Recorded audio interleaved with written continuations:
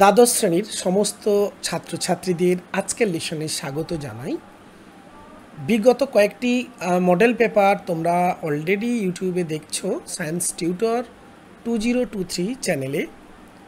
আজও আমরা একটি নতুন মডেল পেপারের 35টি কোয়েশ্চেন, যেগুলো এমসিকিউ, বিভিন্ন টাইপ অ্যাসারশন রিজনিং বলো বা কলাম ম্যাচিং প্রভৃতি সব রকমের প্রশ্ন নিয়েই আরও 35টি কোয়েশ্চেন আজকে আলোচনা করব এবং প্রতিটি কোশ্চেনের পুঙ্খানুপুঙ্খ আমরা এক্সপ্লেনেশন বা ব্যাখ্যা এবং অন্যান্যগুলো কেন সঠিক না সে সমস্ত আলোচনা রাখছি। তো চলো ধৈর্য সহকারে এবং সময় দিয়ে মনোযোগ সহকারে ক্লাসটা করো, আর বন্ধুদের প্লিজ শেয়ার করে দাও। Thank you. তো তাহলে চলো আমরা এখন শুরু করি। তাহলে শুরু করা যাক আজকে মডেল আনসার 7। তো কোয়েশ্চেন প্রথমে আমরা দেখে নেব। কোয়েশ্চেন নাম্বার 1-এ বলা হচ্ছে, দেখো, ইউরিয়ার 200 ml দ্রবণে 12.04 × 10⁻20 সংখ্যক অণু যদি থাকে তাহলে দ্রবণের গাঢ়ত্ব কত? দেখো, প্রথম কাজ হচ্ছে এই যে 12.04 × 10⁻20 এই সংখ্যাটাকে মোলে কনভার্ট করো। তো মোলে কনভার্ট করার জন্য যে মোলার নাম্বার, 1 মোল মানে আমরা জানি যে 6.022 × 10⁻23 এই সংখ্যা হচ্ছে 1 মোল। তাহলে আমরা মোলে কনভার্ট করতে গেলে জাস্ট এটা ভাগ করো, ভাগ করলে আসছে দেখো 2 আর 10⁻3 এটা আসছে, তার মানে আসছে 2 × 10⁻³ মোল। তার মানে দ্রবণের গাঢ়ত্ব এত মোল পার 200 ml এলো। যেহেতু 200 ml দ্রবণ, এবার 200 ml দ্রবণে যদি এটা থাকে তাহলে 1 লিটারে মানে 1000 ml কত হবে? জাস্ট 5 দিয়ে গুণ করো, তাহলে 5 × 2 × 10⁻³ তার মানে কত আসছে? 5 দ্বিগুণে 10, 10 × 10⁻³ তার মানে 0.01 মোল। তার মানে মোলারিটি আমরা কত লিখবো? মোলারিটি লিখবো 0.01 mole per litre, litre inverse. এবার যেটা অপশন দেওয়া আছে, দ্রবণের গাঢ়ত্ব কোনটা? দেখো, option B matches your answer. So B অপশনটা তোমরা দেখবে। তো আমি আবারও বলছি যে এই মডেল আনসারগুলো যেগুলো তোমাদের জন্য করছি, এটা মধ্য মেধার ছাত্রছাত্রীদের জন্য। যারা উচ্চ মেধার ছাত্রছাত্রী তারা হয়তো তাদের কাছে এগুলো ভেরি ইজি, তো সেই সংখ্যাটা কিন্তু খুবই কম। বেশিরভাগই মধ্য মেধার ছাত্র এবং নিম্ন মেধার ছাত্র। সায়েন্স নিয়েছো, সায়েন্স ভালো লাগে, সায়েন্স প্যাশন, তো তাদের জন্যই এই মডেল অ্যান্সারগুলো করে দেওয়া। প্লিজ বন্ধুদের একটু শেয়ার করবে। চলো কোশ্চেন নাম্বার 2-তে চলে যাই। নেক্সট কোশ্চেন, নিম্নলিখিত কোন লেখচিত্রটি রাউল্টের সূত্র থেকে ধনাত্মক বিচ্যুতি প্রদর্শন করে? তো প্রথমে দেখো, এখানে যে এ ছবিটা দেখছি আমরা, সেখানে PA এবং PB দুটোই কিন্তু অনাদর্শ দ্রবণ এবং তাদের দুজনের মিশ্রণে যে লেখচিত্রটা আমরা পাচ্ছি, সেখানেও আমরা দেখছি যে আসলে লেখচিত্রতে এই যে এইটা হচ্ছে আইডিয়াল লাইন, মানে আদর্শ দ্রবণ হলে তার লেখচিত্র এইটা হতো, কিন্তু যেহেতু তার নিচে, তার মানে এটা ঋণাত্মক, নেগেটিভ ডেভিয়েশন বলছে। আর এটা কোনো আদর্শ দ্রবণের মিশ্রণের লেখচিত্র নয়, কারণ এটা কোনো একক দ্রবণের বোঝাচ্ছে, সেক্ষেত্রে এটা সঠিক নয়। বাট এটা হচ্ছে আদর্শ দ্রবণকে বোঝাচ্ছে, দেখো, তাই না? আর এটা দেখো পজিটিভ ডেভিয়েশন বোঝাচ্ছে, অর্থাৎ ধনাত্মক বিচ্যুতি, কারণ এটা আদর্শ দ্রবণের যে বাষ্পচাপ হয় তার থেকে বেশি দেখানো হচ্ছে। তাহলে obviously D is the right choice. দেখো, রাউল্টের সূত্র থেকে ধনাত্মক বিচ্যুতিতে দ্রবণের মোট বাষ্পচাপ আদর্শ দ্রবণের বাষ্পচাপের চেয়ে বেশি হয়। এর কারণ তো আমরা জানি যে দ্রাব্য এবং দ্রাবকের অণুগুলোর, অর্থাৎ দ্রাব্য এবং দ্রাব্য বলতে এখানে আমরা দুটোই যদি তরল বলি, তাহলে তরল A এবং B অণুগুলোর মধ্যে আকর্ষণ বল উপাদান অর্থাৎ AA বা BB এদের আকর্ষণের থেকে কম। এই আকর্ষণের থেকে এবি এর মধ্যে আকর্ষণ কমে যায় বলেই এরা কি হয়, সহজেই অনেক বেশি পরিমাণ বাষ্পীভূত হয় এবং পজিটিভ ডেভিয়েশন দেখায়। তো next question, question number 3, assertion. এখানে বলা হচ্ছে দেখো, লোহিত কণিকাকে যদি তুমি কি দাও না, পাতিত জলে রাখো। ধরো এটা তোমার লোহিত কণিকা, ঠিক আছে, একটা সেল। এবার তুমি কি করছো, এটাকে পাতিত জলে রাখছো। পাতিত জল না, এটা জাস্ট একটা এরকম বিকারে, মনে করো ওয়াটারের মধ্যে রাখছো। এবার বলছে যদি রাখলে এক সময় ফেটে যায়, পাতিত জলে রাখলে ফেটে যায়। এই কথাটা একটু বুঝে নিই কেন ফেটে যায়। দেখো অ্যাকচুয়ালি এই দ্রবণের ঘনত্ব এর ভিতরে যে কোষীয় রস আছে তার থেকে অবভিয়াসলি কম। তাহলে দ্রাবক কি করবে, কম ঘনত্ব থেকে বেশি ঘনত্বের দিকে ঢুকে পড়বে এবং এখানে একটা অবিশ্রবণ চাপ তৈরি হবে। তাহলে এটা ধীরে ধীরে কি হবে, বাড়তে থাকবে। একদমই ঠিক যে এই এক সময় এটা ফেটে যাবে, কারণ বাইরের দ্রবণটা হচ্ছে হাইপোটোনিক।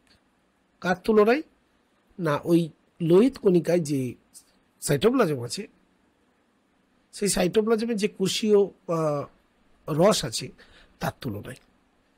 আর ঠিক উল্টোটা, যদি আমি এই জলের বদলে যদি এটাকে রিপ্লেস করি 4% NaCl, তখন এই দ্রবণটা কিন্তু হাইপারটোনিক।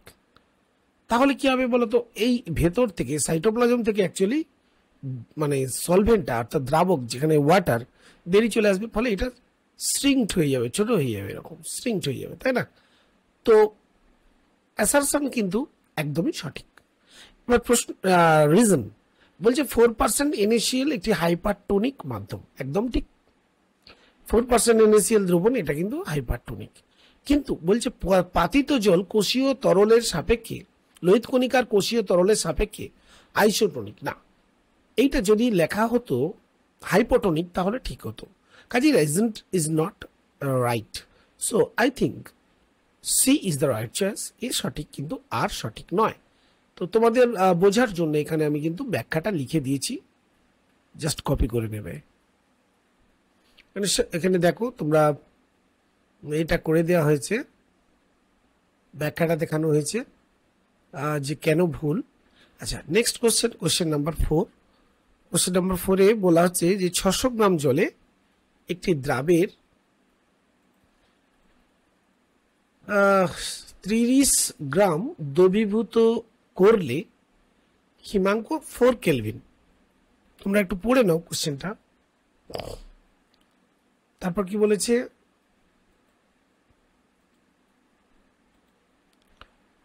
দ্রাবের আণবিক ভর কত, ডেল্টা কেএফ ভ্যালু দেওয়া আছে, এখান থেকে আণবিক ভর বা মলিকুলার মাস আমরা বের করব। তো প্রশ্নটি খুবই সহজ।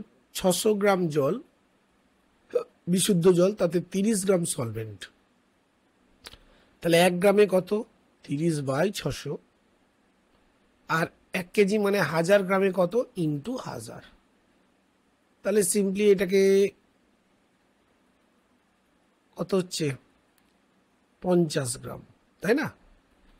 এবার প্রশ্ন হলো মোলার ম্যাস। আমি মোলার ম্যাস জানি নাই, তাহলে এর মোলালিটি আমরা কি করব, বের করবো কি করে, মোলার ম্যাস দিয়ে ভাগ করলাম, তাহলে দ্রবণের আমি এম পেয়ে গেলাম, মোলালিটি। এবার ডেল্টা টিএফ সমান আমরা জানি K F into molality. So এখান থেকে আমরা যদি বলি ডেল্টা টিএফ এর মান 4, কে এফ এর মান 2, এম এর মান 50/m। সো এম কত আসছে দেখো, 50 দ্বিগুণে 100/4 সমান 25 gram per mole. So B is the right choice here. না, বি না, D D D D, 25 gram per mole. Okay, next question. Next question, question number 5-এ বলা হচ্ছে দেখো, ক্যালসিয়াম নাইট্রেট। ক্যালসিয়াম নাইট্রেট তোমরা জানো এটা একটা ইলেকট্রোলাইট, CaNO3(2). এটা জলীয় দ্রবণে নিম্নরূপে বিয়োজিত হয়। আমরা জানি ক্যালসিয়াম 2+ আর NO3, এই আয়নটা তৈরি হয় দুটি, তাই না? এবার প্রশ্ন এটা নয়, প্রশ্ন বলছে যে মোলারিটি দেওয়া আছে, দ্রবণের মোলারিটি এম সমান দেওয়া আছে, ডেটাটা আগে লিখে নাও 0.75 mole kg inverse, mole kg inverse, ইউনিটটা অবশ্যই লিখবে। তারপরে বলছে আয়নায়ন মাত্রা আলফা ইজ ইকাল টু 0.75। এবার প্রশ্ন হচ্ছে জলের কেবি দেওয়া আছে, কেবি হচ্ছে 0.52 কেলভিন কেজি মোল ইনভার্স। তো এখানে স্ফুটনাঙ্কের উন্নয়ন অর্থাৎ ডেল্টা টিবি হচ্ছে তোমার জিজ্ঞাসা। তো ডেল্টা টিবি সমান আমরা জানি, এখানে যেহেতু ইলেকট্রোলাইটিক সলিউশন তাহলে ভ্যান্ট অফ ফ্যাক্টর ইন্ট্রোডিউস করব i Kb into m. So first of all আইটা আমরা বের করে নেবো। আই কি করে বার করবো না স্যার, আলফা সমান আমরা জানি i minus one by n minus one. যেহেতু ক্যালসিয়াম নাইট্রেট ডিসোসিয়েটেড হচ্ছে একটি অণু থেকে তিনটি আয়ন, সো এন এর মান হচ্ছে 3 minus one I minus one, আলফার মান দেওয়া আছে দেখো 0.75। তো 0.75কে এই 3 মাইনাস 1 মানে 2 দিয়ে গুণ করলে 1.5 equals I minus 1, so I equals 2.5. Now put this value 2.5। আচ্ছা এখান থেকে আমরা আগে বের করি ডেল্টা টিভিতে, হ্যাঁ ডেল্টা টিভি। সো ডেল্টা টিভি সমান কি হলো না 2.5 I এর value into Kb, Kb means 0.52 kelvin kg mole inverse, okay mole inverse into m, m হচ্ছে কত আমার এখানে 0.75 mole kg inverse, mole kg inverse. দেখো কেজি কেজি ইনভার্স ক্যান্সেলড হলো, আচ্ছা মোল মোল ইনভার্স ক্যান্সেলড হলো, তো পড়ে রইলো কেলভিন ইউনিট। এবার জাস্ট মাল্টিপ্লাই করো 2.5 0.52 অ্যান্ড 0.75 মাল্টিপ্লাই করলে এটা কি আসে না জাস্ট কেলভিনে ইউনিট তো রয়ে যাচ্ছে, so 0.97। So 0.97 kelvin is the right choice, so B is the right choice I think. Question number 6 matching টাইপের কোয়েশ্চেন। ফার্স্ট দেওয়া আছে emulsion, emulsion means liquid liquid একটা কলয়েড। সো এখানে লিকুইড লিকুইড কলয়েড কে আছে দেখো মাখন, মাখন বা দুধ এটা হচ্ছে। So A1 matches with B. 2 নম্বর কোশ্চেন, 2 নম্বর দেখো জেল আছে, জেল জেলস হচ্ছে তোমার এখানে হবে পনির, লিকুইড উইথ সলিড, তাহলে 2C। আচ্ছা 3 নম্বরটা দেখো sol, sol obviously milk of magnesia, এটা solid and liquid, so A. And 4 নম্বর matches with left foam, soda water, যেহেতু এটা gas liquid foam, so 4 matches with D, so BCAD here option CAB no, BCAD। আচ্ছা next option CD তে আমাদের দেখতে হবে।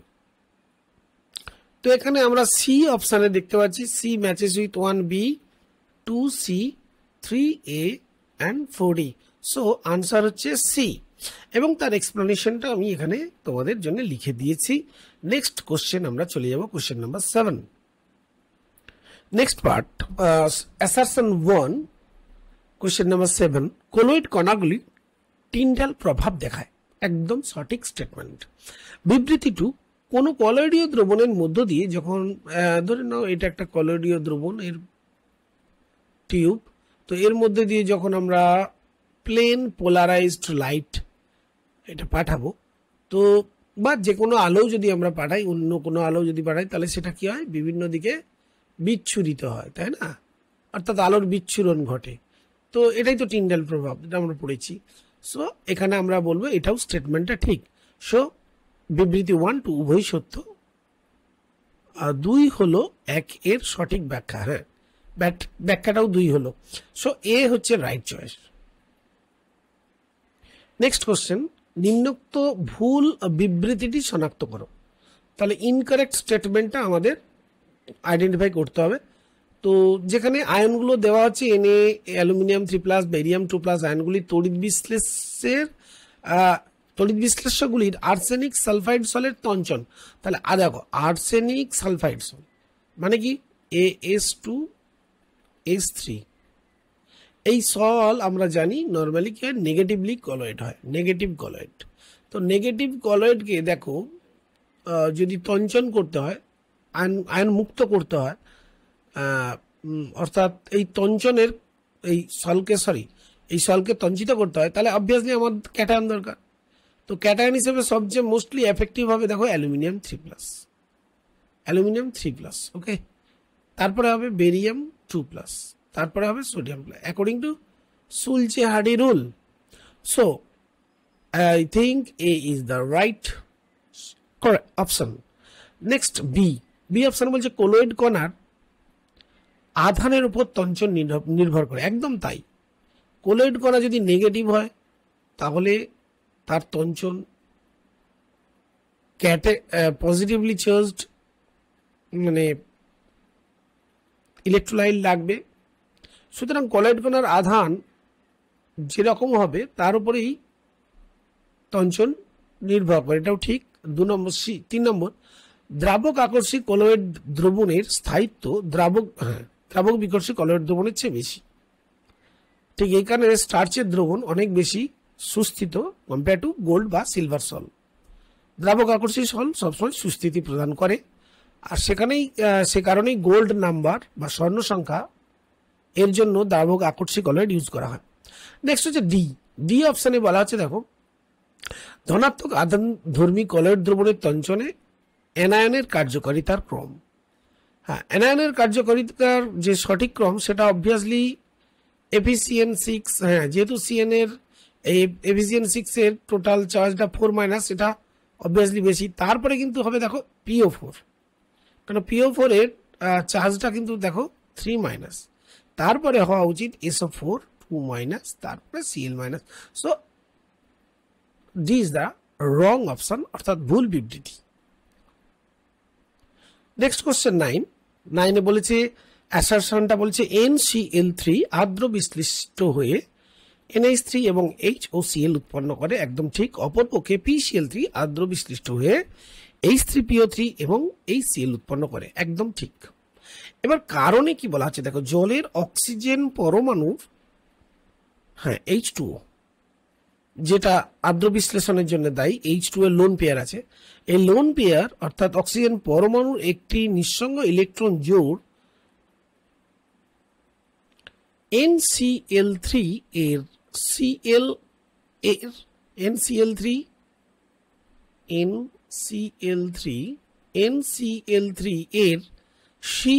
এর 0D কক্ষকের সঙ্গে অসমযোজী বন্ধন গঠন করে। অবভিয়াসলি তাই, কারণ Cl এর তো জানি আমরা 3s 3p 3d, তাহলে ভ্যাকেন্ট এখানে 3d অরবিটালে এই লোন পেয়ারটা কি করে অসমযোজী বন্ধন করে এবং হাইড্রোলিসিস করে। এবং এ কারণেই দেখো হাইড্রোলিসিসটা আমি দেখিয়ে দিয়েছি অ্যাকচুয়ালি কিভাবে হাইড্রোলিসিস হয়।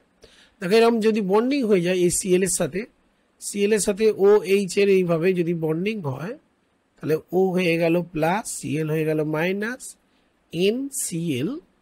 তাহলে এর পরের স্টেপ কি হবে, নিউট্রালাইজড হবে, H বেরোবে, তাই না? এর পরের স্টেপ কি হবে, N, এই যে N এর লোন পেয়ার আছে না, হ্যাঁ, এখানে কি করবে লোন পেয়ার, লোন পেয়ার সব নাইট্রোজেনের যে ইলেকট্রন সে কি করবে, হাইড্রোজেনকে অ্যাকসেপ্ট করবে আর Cl ইলেকট্রন নিয়ে বেরিয়ে যাবে, যেহেতু বন্ডটা এটা পোলারাইজড হয়ে গেছে বেরিয়ে যাবে। তাহলে এর পরের স্টেপ হচ্ছে দেখো HOCl তৈরি হয়ে গেল, আর N এর সঙ্গে দেখো একটা H বন্ডেড হয়ে গেল। ঠিক একইভাবে পরের Cl তেও H2O এইভাবে হাইড্রোলাইজ করবে এবং আর একটা H ঢুকবে এবং NH3 তৈরি হবে এবং 3টি HOCl তৈরি হবে। তো এটা একদমই সঠিক। কাজেই আমি বলবো যে এও সঠিক আর ও সঠিক, অর্থাৎ রিজন এবং অ্যাসারশন দুটোই ঠিক। কিন্তু প্রথমে যে অ্যাসারশনটা দেওয়া হয়েছে এই অ্যাসারশনটা কিন্তু মানে অ্যাসারশনটার সাপেক্ষে রিজনটা কিন্তু ব্যাখ্যা নয়। কারণ কি দেখো, তোমার অ্যাসারশনে বলা ছিল যে PCl3 এর আর্দ্র বিশ্লেষণের কথা, কিন্তু রিজনে সে সম্বন্ধে কোনো এক্সপ্লেনেশন নেই। কাজে আমি বলবো যে এ এবং আর উভয় সঠিক এবং আর এর সঠিক ব্যাখ্যা নয়। আসলে PCl3 ঠিক উল্টো কারণে, PCl3 এর ব্যাপারটা একটু বলি। PCl3 কি কারণে আদ্র বিশ্লিষ্ট হয়? PCl3 এর আদ্র বিশ্লেষণ কিন্তু অন্যভাবে ঘটে, অর্থাৎ যেহেতু ফসফরাসের আকার বড় এবং ফসফরাস এর ভ্যাকেন্ট 3d অরবিটাল আছে, তাহলে সে কি করবে, জলের যে লোন পেয়ার্স এখানে অ্যাকচুয়ালি কি করে, বন্ডিং করে 3d অরবিটালের সাথে, এইভাবে বন্ডিংটা হতে থাকে। ওকে, তো দেখো এখানে যখনই H2O অ্যাটাক করে, Cl সঙ্গে সঙ্গে বেরিয়ে যায় এবং এখানে OH এর সঙ্গে এই যে একটা যখনই লোন পেয়ার ডোনেট হচ্ছে, এখানে প্লাস চার্জ হচ্ছে এবং সেটাকে নিউট্রালাইজ করার জন্য এই OH বন্ডটা ভেঙে H প্লাস হিসেবে বেরিয়ে আসছে। মানে অ্যাকচুয়ালি এই যে H প্লাস বেরোলো, সেই H প্লাস আসলে Cl মাইনাসের সঙ্গে অ্যাডস হয়ে যাবে, তাই না, যে Cl মাইনাসটা আগে বেরিয়েছে। এবার এই তার মানে এখানে OH বন্ডটা রয়ে যাচ্ছে, একইভাবে আবার একটা H2O এখানে ইন্ট্রোডিউস করবে এবং Cl বন্ডটা ভেঙে যাবে। তো এইভাবে 3টি OH যুক্ত হয়ে যাবে, তো অবভিয়াসলি তৈরি হবে H3PO3 প্লাস HCl। এই হচ্ছে টোটাল রিয়াকশন, যেটা সম্বন্ধে কোনো এক্সপ্লেনেশন নেই। নেক্সট কোশ্চেন, ফসফরাসের বিভিন্ন রূপভেদ, যেমন হোয়াইট, তারপরে আছে দেখো রেড, ব্ল্যাক। এবার এখানে বলছে এই রূপভেদ সম্বন্ধে কোন তথ্যটি সঠিক। প্রথম অপশানে বলছে লাল ফসফরাস জলের নিচে রাখা হয় কারণ এটি বায়ুর O2 সংস্পর্শে জ্বলে ওঠে। এটা সঠিক না, তার কারণ দেখো এটা white P actually very reactive, সেই জন্য এটাকে জলের নিচে রাখা প্রয়োজন। আর অপশন বি বলছে ফসফরাসের চেয়ে বেশি স্থিতিশীল রূপভেদ হলো সাদা। একদমই না, হোয়াইট পি সবচেয়ে কম স্থিতিশীল, কারণ এটা অনেক বেশি রিয়াক্টিভ। ওকে, তুলনামূলক রেড ফসফরাস হোয়াইট ফসফরাসের থেকে বেশি স্থিতিশীল।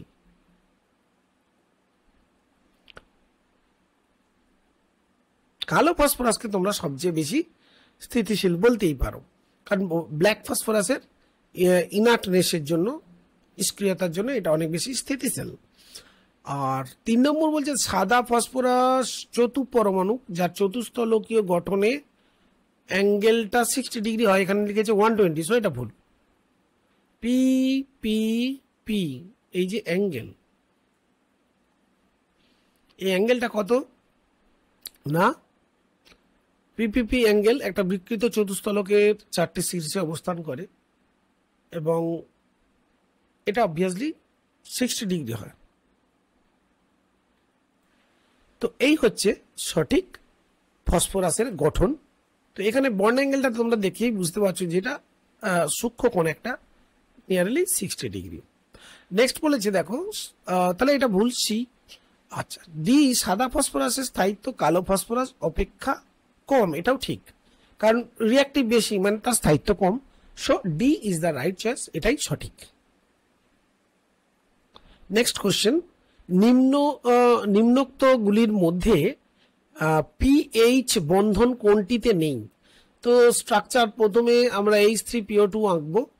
H3PO2 তে দেখে নিই পি ডবল বন্ড ও,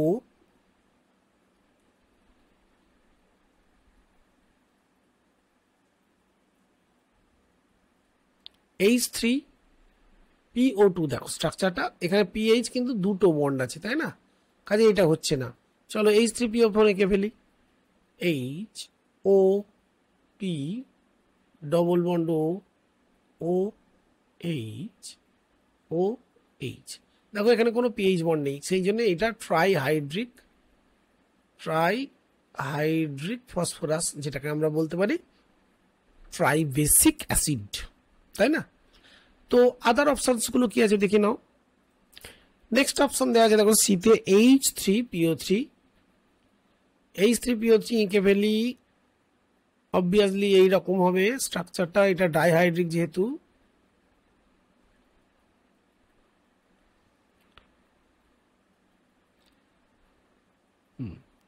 ব্যাস ডাইরেক্ট, তো একটা পিএইচ বন্ধন তো আছে এখানে।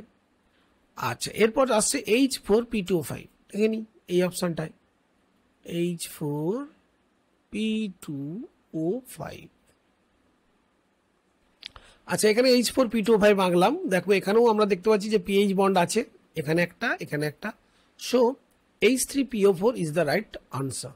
এখানে কিন্তু একটাও পিএইচ বন্ডিং নেই।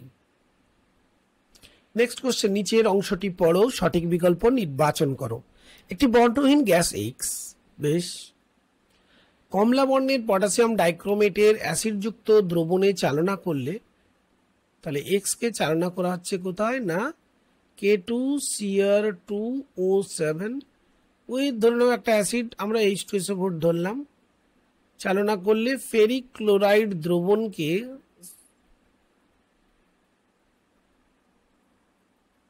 চালনা করলে ফেরিক ক্লোরাইড দ্রবণকে ফিকে বা সবুজ বা বর্ণহীন করে দেয়।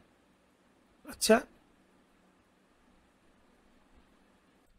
তো এখানে প্রশ্নটা ভুল আছে। আসলে এটা হবে কমলা বর্ণের পটাশিয়াম ডাইক্রোমেটের অ্যাসিডযুক্ত দ্রবণে চালনা করলে সেটি সবুজ বর্ণের হবে, তাই না? এটা সবুজ হবে, করলে সবুজ বর্ণের। এটা আমি এডিট করে নিই, এখানে প্রশ্নটাই ভুল আছে। এখানে একটা অথবা যোগ করলেই হবে। চালনা করলে বা ফেরিক্লোরাইড দ্রবণকে দ্রবণের মধ্যে দিয়ে চালনা করলে সেটা ফিকে সবুজ বা বর্ণহীন করে দেয়। অথবা হ্যাঁ, তাহলে এখানে বা ফেরিক্লোরাইড দ্রবণ এর মধ্য দিয়ে চালনা করলে এরকম লিখতে হবে। এই দেখো, ফেরিক্লোরাইড দ্রবণের মধ্য দিয়ে চালনা করলে বা কমলা বর্ণের পটাশিয়াম ডাইক্রোমেটের মধ্যে, দেখো কমলা বর্ণের পটাশিয়াম ডাইক্রোমেট এটা একটা তীব্র জারক পদার্থ, তাহলে নিশ্চয়ই ওই গ্যাসটি অবভিয়াসলি বিজারক দ্রব্য হবে, তাই না? বিজারক পদার্থ হবে।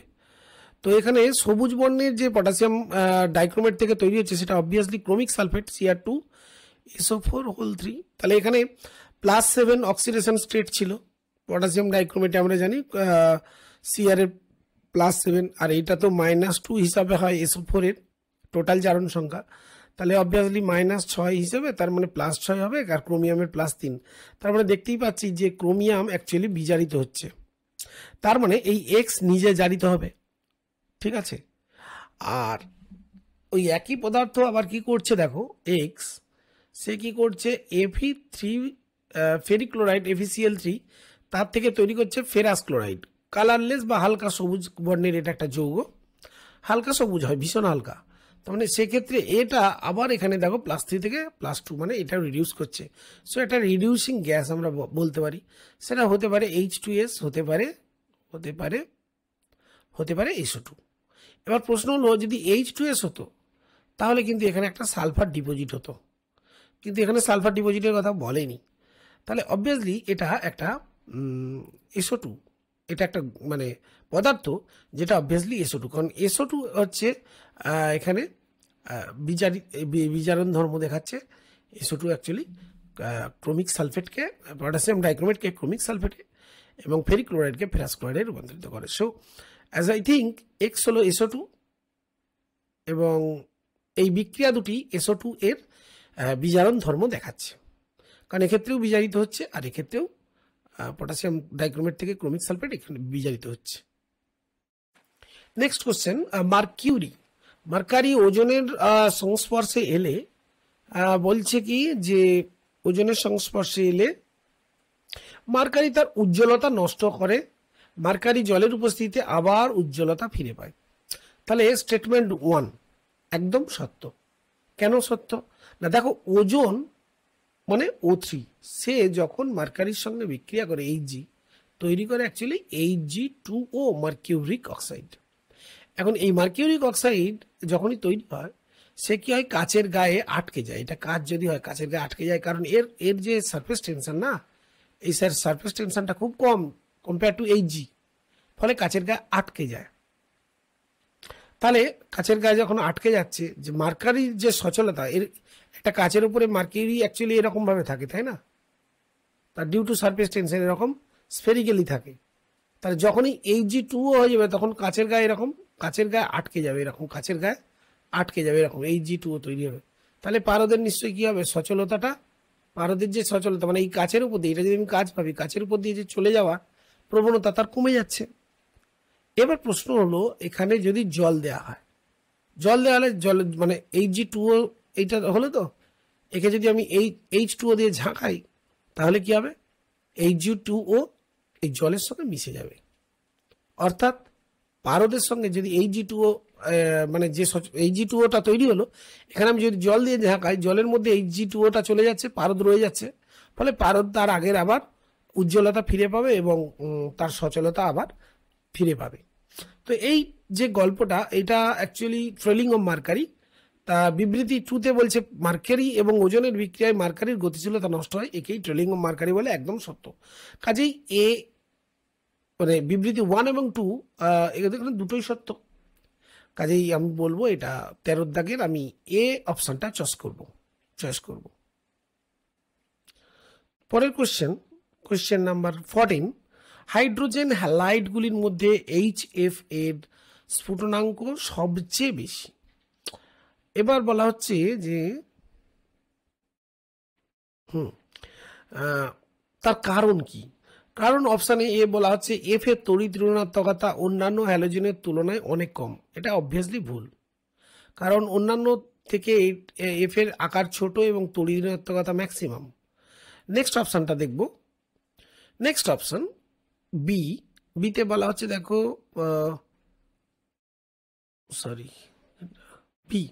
বিতে বলা হচ্ছে HF অণুগুলির মধ্যে শক্তিশালী H বন্ধনের উপস্থিতি। একদম সঠিক। আসলে HF অণুগুলো এইভাবে খুব পোলারাইজড হয়ে যাওয়ার জন্য এদের মধ্যে একটা স্ট্রং H বন্ডিং, এই যে, এবং এটাই হচ্ছে মূল কারণ। অন্য হ্যালাইডগুলির তুলনায় HF এর বন্ধন শক্তি বেশি। এটাও কিন্তু ওই মানে স্টেটমেন্টের কারণ নয়। তারপরে বলেছে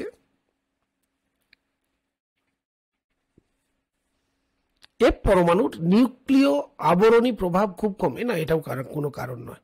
আবরণী প্রভাবের এখানে কোনো গল্পটা নয়। সঠিক উত্তর HF এর শক্তিশালী H বন্ধন। Next question number 15। Question number 15 কি বলছে, ক্লোরিন দ্বারা বিরঞ্জনের সময়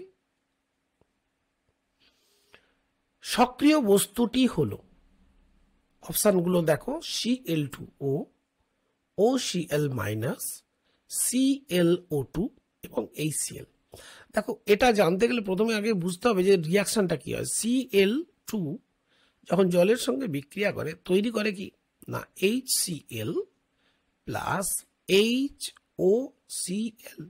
এই HOCl অ্যাকচুয়ালি ভেঙে তৈরি করে H plus plus OCl minus. এই যে হাইপোক্লোরাইট অ্যানায়নটা তৈরি হলো, এই হাইপোক্লোরাইট অ্যানায়নই আসলে বিরঞ্জনের জন্য দায়ী। So B is the right choice, অর্থাৎ বি হচ্ছে সঠিক অপশন। নেক্সট কোশ্চেন, জেননের কোন যৌগটি গঠিত হয় না। প্রথমে দেখো XeO3, এই যৌগটা গঠিত হয়। আমরা জানি যে জেনন ফ্লুরাইড জাতীয় যৌগের আর্দ্র বিশ্লেষণে অ্যাকচুয়ালি XeO3 উৎপন্ন হয়। বরং এখানে বলতে পারি যে জেননের কোনো এরকম শক্তিশালী এই যে Cl4 যৌগ এরকম পাওয়া যায় না, কারণ Cl এর তড়িৎ ঋণাত্মকতা Fe থেকে অনেক কম এবং আকারেও বড়। সে কারণে জেনন অ্যাকচুয়ালি Cl এর থেকে মানে Cl এর সঙ্গে ভালো বন্ডিং করে না। কাজেই XeCl4 is the right choice, কারণ জেনন টেট্রাক্লোরাইড গঠিত হয় না, মানে নো লঙ্গার এক্সিস্ট। সেই জন্যে আমরা এখানে XeCl4টাকেই চয়েস করব। নেক্সট এখানে বলছে, দেখো,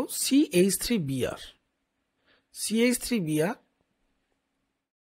আর তার সাথে পটাশিয়াম নাইট্রাইট তৈরি করছে কি P+KBr।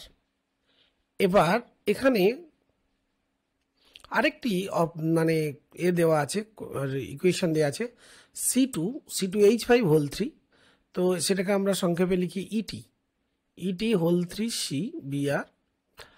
তার সাথে দেওয়া আছে সিলভার নাইট্রাইট, আর বিক্রিয়ায় তৈরি হচ্ছে Q+AgBr।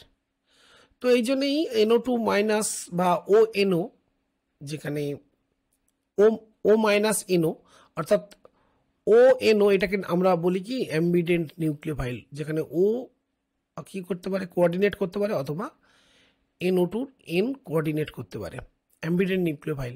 তো এখানে ওই কোশ্চেনটাই দেওয়া হয়েছে আসলে পি, তাহলে অবভিয়াসলি হতো কি ধরে, যেহেতু পটাশিয়াম নাইট্রাইড আছে তাহলে এখানে পি হচ্ছে CH3NO2, আর এখানে তৈরি হবে আসলে ET3CONO, ET3CONO। তো এখানে দেখো সি অপশানে, C option is the right choice. তো এই প্রশ্নের উত্তর বুঝতে গেলে দেখো প্রথমে আমাদেরকে যেটা জানতে হবে যে দেখো পটাশিয়াম নাইট্রাইট, এখানে অ্যাকচুয়ালি পটাশিয়াম K প্লাস এবং NO2 মাইনাস, এখানে NO2 আসলে কিভাবে থাকে দেখো, নাইট্রোজেন এবং অক্সিজেনের মধ্যে অক্সিজেন অনেক বেশি ইলেকট্রোনেগেটিভ, সেই কারণে কি হচ্ছে অক্সিজেনের O মাইনাস অ্যাকচুয়ালি আয়নীয় বন্ধনের দ্বারা যুক্ত থাকে পটাশিয়ামের সঙ্গে। এই যে এইভাবে একটা মানে কোভ্যালেন্ট কোঅর্ডিনেট বন্ড ফর্মেশন হয়, ফলে O মাইনাস এটা গুড অ্যাটাকিং কি বলবো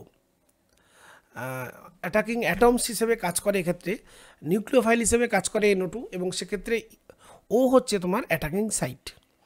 কারণ দেখো SN2 রিয়াকশানের ক্ষেত্রে যখন কোনো 1 ডিগ্রি কার্বনিয়াম আয়ন, সেক্ষেত্রে O মাইনাস কী করে মানে ইজিলি বন্ডিং করতে পারে, কারণ অ্যাভেলেবল, এটা O মাইনাসটা অ্যাভেলেবল। এবং SN2 রিয়াকশানের ক্ষেত্রে এই O মাইনাসের ইলেকট্রোনেগেটিভিটি যথেষ্ট আয়নীয় এই যৌগে, পটাশিয়াম নাইট্রাইট যৌগে O মাইনাস অনেক বেশি অ্যাভেলেবল হওয়ার কারণে এই অ্যাকচুয়ালি এখানে যৌগটা যদি আমি ধরে নিই, এটা 1 ডিগ্রি অ্যালকোহলের ক্ষেত্রে 1 ডিগ্রি হ্যালো অ্যালকেন হচ্ছে ধরে নাও CH3, এখানে দেওয়া আছে যারা CH3Br, তাহলে এটা H, এটা H, এটা H, তাই না? তাহলে CH3, তাহলে তৈরি হবে কি না sir CH3ON double bond O, অর্থাৎ এই যৌগটা তৈরি হবে CH3ONO। তাহলে A আর D অপশান হতে পারে। এবার দেখো প্রশ্ন বলেছে যে আরেকটা কম্পাউন্ড যেটা দেওয়া আছে দেখো Ce2H5 হোল 3 CBr, এই যে C2H5 হোল 3 CBr এইটা কিন্তু একটা টার্সিয়ারি হ্যালো অ্যালকেন। তো এক্ষেত্রে কার্বনের সঙ্গে দেখো লার্জ গ্রুপ 3টে ET আছে, তাই না? তার মানে এ সহজেই আগে কার্বনিয়াম আয়ন তৈরি করবে এবং Br মাইনাস, তার মানে SN1 প্যাথওয়েতে রিয়াকশন করবে। এখন সিলভার নাইট্রাইট যদি ইউজ করি, সিলভার নাইট্রাইটে দেখো AgNO2 কীভাবে বন্ডেড থাকে না, কোভ্যালেন্টলি বন্ডেড থাকে AgO-N-O, মানে এইভাবে Ag-O-N- এইরকম।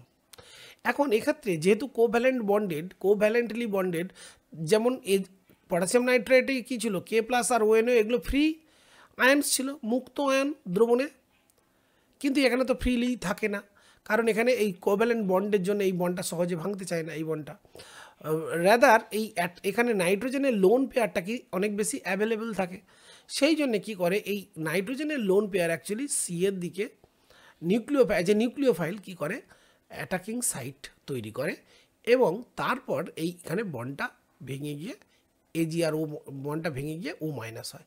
তাহলে এক্ষেত্রে তৈরি হচ্ছে কি না স্যার ET3C-NO2, ET3C.NO2, এখানে ও নয়, ভুল দেওয়া হলো, এখানে লোন পেয়ার থাকবে, সরি, এই হচ্ছে স্ট্রাকচার।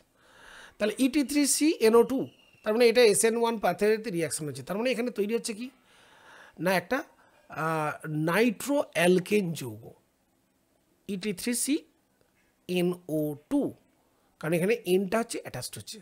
ঠিক এখানে দেখো এক্সপ্লেনেশনটা তাই করা আছে, দেখো AgONO প্লাস RX তৈরি হচ্ছে কিন্তু RNO2 নাইট্রো অ্যালকেন, এইটাই হচ্ছে আধুনিক ধারণা, কিন্তু তোমাদের বইয়ে মাইতি তেওয়ারিতে এটা ভুল আছে। আর তোমরা অনেক অন্যান্য বই খুঁজে দেখতে পারো উচ্চতর রসায়নের বইগুলোতে, কিন্তু এই কনসেপ্টটাই দেওয়া আছে যেটা আমি বললাম। কাজেই আর এখানে তোমাদের যদি ধারণা যদি লাগে তাহলে এখানে আগে বলে দিই, আগে তাহলে এখানে ডি অপশানটা ম্যাচ করছে, so D is the right answer. আর এখানে তোমাদের সেই ব্যাখ্যাটা আমি কিন্তু দিয়ে দিয়েছি, ঠিক আছে? তোমাদের প্রয়োজন হলে এখান থেকে তোমরা নিয়ে নেবে, ওকে? তাহলে এই হচ্ছে টোটাল কনসেপ্ট। তো ফর সিম্পলিসিটি তোমাদের বিষয়টা আরেকবার খেয়াল করিয়ে দিই যে তাহলে পটাশিয়াম নাইট্রাইট যদি যৌগ হয় সেখানে অ্যাটাকিং সাইট হবে ও, আর যদি সিলভার নাইট্রাইট হয় সেক্ষেত্রে অ্যাটাকিং সাইট হবে এন। ঠিক আছে, তো এই ছিল কনসেপ্ট। ঠিক একইভাবে সায়ানাইডের ক্ষেত্রেও তাই হবে, সিলভার সায়ানাইড এবং পটাশিয়াম সায়ানাইডের ক্ষেত্রেও সেম রিয়াকশান ঘটবে। তো একটুখানি মনে করিয়ে দিই তাহলে আর এক্স যদি একটা হ্যালো অ্যালকেন হয় সেক্ষেত্রে দেখো পটাশিয়াম সায়ানাইড হলে K plus CN minus, Cl minus কিন্তু অ্যাভেলেবেল, তাহলে এখানে সি আর এন এর মানে এটা একটা ফ্রি, তাহলে সি আর এন এর মধ্যে এখানে সি এনটা কীভাবে থাকে দেখো, সি এন মাইনাসটায় সি ট্রিপল বন্ড এন, তাই না? তাহলে এন দেখো মোস্টলি ইলেকট্রোনেগেটিভ, তাই না? C N, C triple bond N.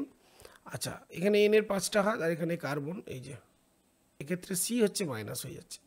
এবার রেজোনেন্সের মাধ্যমে এটাকে যদি আমরা ডবল বন্ড করে দিই তখন এটা হয়ে যাবে সি ডবল বন্ড এন, এখানে 6টা ইলেকট্রন আসবে তখন এইটা হয়ে যাবে মাইনাস। এবার প্রশ্ন হলো তাহলে আমাদের এখানে সি এবং এন দুজনেই কিন্তু ইলেকট্রন ডেনসিটি কিন্তু হাই, এবার এন এর উপর ইলেকট্রন ডেনসিটি কিন্তু কম্পারেটিভলি কার্বনের থেকে বেশি হবে কারণ এন এর ইলেকট্রন নেগেটিভিটি বেশি এবং এটা স্টেবল আয়ন হবে কম্পেয়ার টু সিএন। কিন্তু এখানে লক্ষ্য করো এই আর যখন এ যখন অ্যাপ্রোচ করবে, সরি এইদিকে অ্যাপ্রোচ করবে সি মাইনাস এন হয়ে যখন অ্যাপ্রোচ করবে এক্স বেরিয়ে চলে যাবে তখন যে বন্ডটা তৈরি হবে দেখো আর সি এন, এই বন্ডটা অনেক বেশি স্টেবল কম্পেয়ার টু যদি এ অ্যাটাক করতো তখন তৈরি হতো দেখো আর এন সি, এই বন্ডটা কিন্তু উইক, সেই জন্য এই স্টেবল কম্পাউন্ড তৈরি হওয়ার জন্য তৈরি হয় আর সি এন এখানটে। এবং ঠিক একই কারণে মানে সিলভার যদি সায়ানাইড দিই এজি সি এন, এক্ষেত্রে দেখো Ag C triple bond N, এক্ষেত্রে যেহেতু এজির সঙ্গে সি এর কোভ্যালেন্ট তার মানে এখানে ফ্রি অ্যাভেলেবল হচ্ছে নাইট্রোজেন, তারপর নাইট্রোজেন এখানে কি করবে আর কে অ্যাটাক করবে এবং এক্স বেরিয়ে যাবে। ওকে, তাহলে সেক্ষেত্রে তৈরি হবে সি ট্রিপল বন্ড এন আর, তার মানে এনের সঙ্গে আর এর বন্ডিং হচ্ছে। ওকে, তো এটা মনে রাখবে তোমরা। তাহলে সায়ানাইডে যখন যৌগ হবে তখন অ্যালকিল আইসোসায়ানাইড তৈরি হবে সিলভার সায়ানাইডের সঙ্গে, আর অ্যালকিল সায়ানাইড তৈরি হবে মানে পটাশিয়াম সায়ানাইডের সাথে। কিন্তু নাইট্রাইটের ব্যাখ্যাটা নাইট্রো অ্যালকেন বা অ্যালকিল নাইট্রাইট তৈরি হওয়ার যে ব্যাখ্যা, যে তোমাদের বইয়ে একটু কিন্তু ভুল আছে, এটা একটু তোমরা মন দিয়ে মনোযোগ সহকারে জেনে নেবে বা এটা দেখে নেবে। নেক্সট কোয়েশ্চেন, 2-ব্রোমোপেন্টেনের ডিহাইড্রোহ্যালোজিনেশন, এই বিক্রিয়ায় মুখ্য বিক্রিয়াত পদার্থটি হলো পেন্টটুইন। বলছে বিক্রিয়াত পদার্থটি যে নিয়মের ভিত্তিতে উৎপন্ন হয়, তো এখানে দেখো অপশানে দেওয়া আছে হুন্ডের নিয়ম, এটা একদমই মানে ফালতু একটা অপশান দেওয়া হয়েছে, হুন্ডের নিয়ম নয়, আর হুকেলস নিয়ম যেটা অ্যারোমেটিসিটির জন্য সেটাও না, তাহলে সেটজেব আর হফম্যানের মধ্যে হবে। এবার চলে আসি আমরা একটু অ্যানালিসিস করে দেখে নিই কোনটা হবে। তো প্রথম কাজ তোমরা যেটা করবে সেটা হচ্ছে 2-ব্রোমোপেন্টেন এর স্ট্রাকচারটা লিখে নাও, এইভাবে লিখবে। ওকে, তো পেন্টেন মানে 5টা কার্বন আর 2 ব্রোমো দিয়ে দাও, বাকি এবার হাইড্রোজেন দিয়ে ফিলিং করো, এটা তোমরা জানো। এবার দেখো আলফা পজিশনে এখানে যে ব্রোমিন যে কার্বনের সঙ্গে যুক্ত সেই কার্বনটাকে আমরা যদি আলফা বলি তার পাশেরটা বিটা, তাহলে এইটাকে আমরা বলবো বিটা ড্যাশ। তাহলে আলফা বিটা এলিমিনেশনটা হচ্ছে তোমার ডিহাইড্রোহ্যালোজিনেশন, এই রিয়াকশানের মূল মেকানিজম। তো এবার দেখো এখান থেকেও আমার বেটা বেরিয়ে যেতে পারে, এখান থেকে বেরিয়ে যেতে পারে। এবার এখান থেকে যদি হাইড্রোজেনটা এলিমিনেট হয়, এই যে হাইড্রোজেনটা যদি এলিমিনেট হয় তাহলে হবে সেটজেব প্রোডাক্ট, কারণ সেটজেব প্রোডাক্টে বলেছে যে সেই অ্যালকিন মুখ্য পদার্থ হিসেবে উৎপন্ন হবে যাতে দ্বিবন্ধনের উভয় পাশে বেশি সংখ্যক অ্যালকাইল গ্রুপ প্রতিস্থাপিত থাকে। তো দেখো এই হাইড্রোজেনটা আর এই ব্রোমিনটা যদি বেরিয়ে যায় তাহলে অ্যাকচুয়ালি তৈরি হবে কি সিএইচ ডবল বন্ড সিএইচ, তাই না? আর সিএইচের সঙ্গে এখানে গ্রুপ আছে ইথাইল গ্রুপ, এই গ্রুপটাকে আমরা ইথাইল বলে দিলাম, তাই না? আর এখানে একটা এই যে গ্রুপটা এটা হচ্ছে আমার মিথাইল গ্রুপ, তাহলে এখানে সাবস্টিটিউটেড কটা হচ্ছে, এখানে দেখো মূল তো কম্পাউন্ড ইথিলিন যদি আমরা বলি তাহলে ইথিলিন কম্পাউন্ডে হাইড্রোজেন ছিল দেখো কটা 4টে, কিন্তু ওপরের যে প্রোডাক্টটা, এই যে সেট যে প্রোডাক্ট, এখানে আছে দেখো মাত্র দুটো। তার মানে এখানে দুটো গ্রুপ সাবস্টিটিউটেড, তাই না, দুটো সাবস্টিটিউটেড গ্রুপ এসেছে। কিন্তু যদি এখান থেকে বিটা ড্যাশ এলিমিনেশনটা হতো, তাহলে সেক্ষেত্রে তৈরি হতো দেখো CH2 ডবল বন্ড C, তারপরে এদিকে থাকতো H, আর এদিকে থাকতো এই পুরো লার্জ প্রোপাইল গ্রুপটা, N প্রোপাইল গ্রুপটা, তাই না, এই যে এই পুরো গ্রুপটা N প্রোপাইল গ্রুপ, তাই না, এই গ্রুপটা থাকতো। তাহলে তোমার এখানে কি হতো, এখানে একটা গ্রুপ সাবস্টিটিউটেড হচ্ছে, এখানে হচ্ছে লেস সাবস্টিটিউটেড, আমরা বলবো এটাকে লেস সাবস্টিটিউটেড প্রোডাক্ট। তাহলে আমরা সেটজেপের নিয়মে জানি যে সবচেয়ে স্টেবল প্রোডাক্ট তৈরি হয়, এবং সেটা হচ্ছে এক্ষেত্রে যেমন এইটা দেখো 2 পেন্টিন, এটা নামকরণ করো 1 2 3, আর এই কার্বন এখানে দুটো আছে 5, তাহলে 2 পেন্টিন, যেহেতু বলেছে 2 পেন্টিন তৈরি হয়, তার মানে মোস্ট সাবস্টিটিউটেড প্রোডাক্ট, আর সেটা according to Saytzeff rule. So I think this is A option, Saytzeff rule. Next question যেটা দেওয়া আছে দেখো, বলছে যে C6H5CH2, মানে এটা একটা জাস্ট এইরকম একটা কম্পাউন্ড দেওয়া আছে, এরকম একটা কম্পাউন্ড দেওয়া আছে, এটা CH3, এটা CH2, আর এটা আমার CH2। এবার এখানে NBS দিচ্ছে, N ব্রোমো সাকসেনামাইড। তো N bromo succinimide in presence of যদি CCl4 রিয়াকশানটা হয়, তো আমরা জানি এখানে জাস্ট বেঞ্জাইলিক, এটা আছে বেঞ্জাইলিক মানে কার্বন। তো বেঞ্জাইলিক কার্বন থেকে একটা হাইড্রোজেন কী হয়, রিমুভ হয়, এবং সেখানে একটা ব্রোমো গ্রুপটা ঢোকে, NBS-এর এই ব্রোমো গ্রুপটা। তো সেক্ষেত্রে আমরা বলতেই পারি যে আসলে এখান থেকে এইচটা ডিসপ্লেসড হবে, এবং ফ্রি র্যাডিক্যাল মেকানিজমের মাধ্যমে বা মুক্তমূলক বিক্রিয়ার মাধ্যমে তৈরি হবে যে যৌগটা, সেটা দেখো CH, এখানে একটা Br ইন্ট্রোডিউসড হবে এই। So the product is A, so A is the right মানে চয়েস। নেক্সট আমরা দেখছি যে অ্যানিলিন একটা কম্পাউন্ড দেওয়া আছে, অ্যানিলিন NH2 গ্রুপ, আর অ্যানিলিনের সঙ্গে দেওয়া হচ্ছে Na2 অ্যান্ড ডাইলিউট HCl, আর 0 ডিগ্রি থেকে 5 ডিগ্রি সেন্টিগ্রেড, তার মানে ডাইজোটাইজেশন বিক্রিয়া হবে, এবং ফার্স্ট স্টেপে তৈরি হবে N2 plus Cl minus compound তৈরি হবে। এরপর বলেছে এর সাথে HBF4, তার মানে সিম্যান বিক্রিয়া, HBF4, তাহলে HBF4 দিলে কী হবে না sir, N2 plus, just benzene group যেমন থাকবে N2 প্লাস আর BF4 মাইনাস অ্যাড হয়ে যাবে, এবং এর পরের স্টেপে আমরা জানি নাইট্রোজেন বেরিয়ে যায়, BF3 বেরিয়ে যায়, জাস্ট ফ্লুরোবেঞ্জিন তৈরি হয়, এখান থেকে তৈরি হয় একটা ফ্লুরোবেঞ্জিন কম্পাউন্ড। এবার প্রশ্ন হচ্ছে যে প্রথম যে এক্স তৈরি হলো, তাহলে এটা এক্স আর এটা ওয়াই, এখানে নাইট্রোজেন বেরিয়ে যাচ্ছে, তাই না। তাহলে এখানে প্রশ্ন হচ্ছে যে শনাক্ত করো, তাহলে দেখো ডি অপশানটা হচ্ছে রাইট আনসার, ঠিক আছে, D is the right choice. তোমাদের সুবিধার জন্য আমি এখানে প্রত্যেকটা স্টেপ দেখো করে দেখিয়ে দিয়েছি, first step, second, third step. So আশা করি আনসার এক্সপ্লেনেশনটা তোমরা বুঝতে পেরেছো। নেক্সট কোয়েশ্চেন নাম্বার 21, 1873 খ্রিস্টাব্দে প্রস্তুত প্রথম ক্লোরিন ঘটিত কীটনাশক DDT।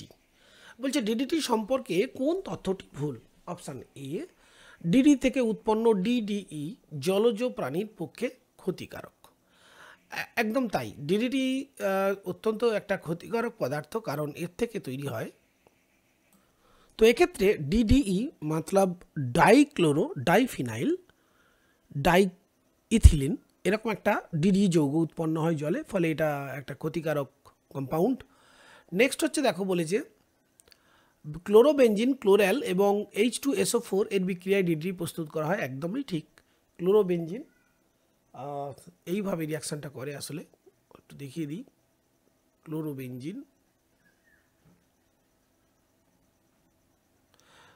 এরকম দুটো অণু, দেখো কিভাবে তৈরি করছি বিক্রিয়াটা, তার সাথে নেওয়া হচ্ছে ক্লোরাল যৌগটা এইরকম, এটা অ্যাসিটালডিহাইড যৌগ থেকে আমরা প্রস্তুত করতে পারি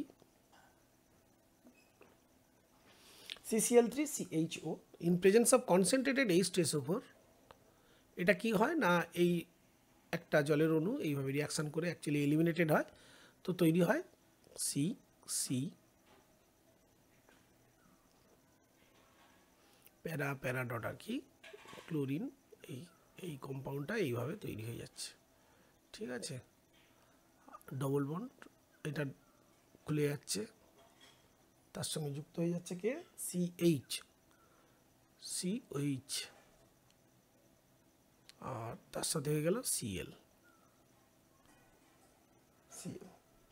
ডবল বন্ড সিএইচও ছিল, এখানে একটা এইচ ছিল তাই না, সিএইচ ও সিসিএল3 সিএইচও, তাহলে এখানে একটা এইচ হবে। হ্যাঁ, তাহলে এই দিকে দুটো হাত হয়ে গেলে একটা সিঙ্গেল বন্ড হবে, এটা ডবল বন্ড আর থাকছে না, কারণ এখানে এই দুটো হাতটা, এই একটা হাত এর সঙ্গে যুক্ত হচ্ছে, এই একটা হাত এর সঙ্গে যুক্ত হচ্ছে, তাই না, সিএইচসিএল3, এই হচ্ছে তোমার ডিডিটি। তাহলে এটাও একদম ঠিক। তারপরে দেখো সি ডিডিটি এর আইইউপিএসি নাম 111 ট্রাইক্লোরো, যেহেতু একেই তিনটে আছে তাহলে 111 ট্রাইক্লোরো ট্রাইক্লোরো 222 বিস ক্লোরোফিনাইল ইথেন। এটা একদম ঠিকই আছে, বাট এখানে 1-1 হবে না, 111 হবে। So C is the wrong answer, মানে স্টেটমেন্ট। আর ডিডিটি হচ্ছে প্রস্তুত হয় ট্রাইক্লোরো অ্যাসিটালডিহাইড ব্যবহার করা হয়, এই তো এটা হচ্ছে তোমার ট্রাইক্লোরো অ্যাসিটালডিহাইড। সো ডি অপশানটাও ঠিক, কাজেই ভুল তথ্য হলো সি। Next question number 22। ইথানলকে গাঢ় H2SO4 এর সঙ্গে উত্তপ্ত করা হলে একটি গ্যাস উৎপন্ন হয়। যখন গ্যাসটিকে ঠান্ডা এবং লঘু বায়ারের রিয়েজেন্ট এর সঙ্গে মেশানো হয়, অর্থাৎ বায়ারের বিকারকের সঙ্গে মেশানো হয়, আর যেটাকে আমরা বলি ক্ষারীয় KMnO4 দ্রবণ, তো সেই মেশানোর পর, বিক্রিয়া করানোর পর তৈরি হয় একটি যৌগ, সেই যৌগটার নাম আমাদের অপশানে আনতে হবে। তো প্রথম যেটা করছে সেটা দেখো ইথানল, C2H5OH। তো C2H5OH কে কনসেন্ট্রেটেড H2SO দিলে আমরা জানি E2 এলিমিনেশন, আর E2 এলিমিনেশনে তৈরি হচ্ছে C2H4, এটা হলো ইথিলিন। এখন এই ইথিলিনকে আমরা যদি KMnO4, অবশ্যই KMnO4 ঠান্ডা, এর ক্ষারীয় দ্রবণ OH মাইনাস যদি দিই, তাহলে কি তৈরি হয় না স্যার, গ্লাইকল তৈরি হয় ঠান্ডা মাধ্যমে, ঠান্ডা এবং লঘু দ্রবণ যদি হয়, ইথিলিন গ্লাইকল তৈরি হয়। তো option C is the right choice here, ঠিক আছে।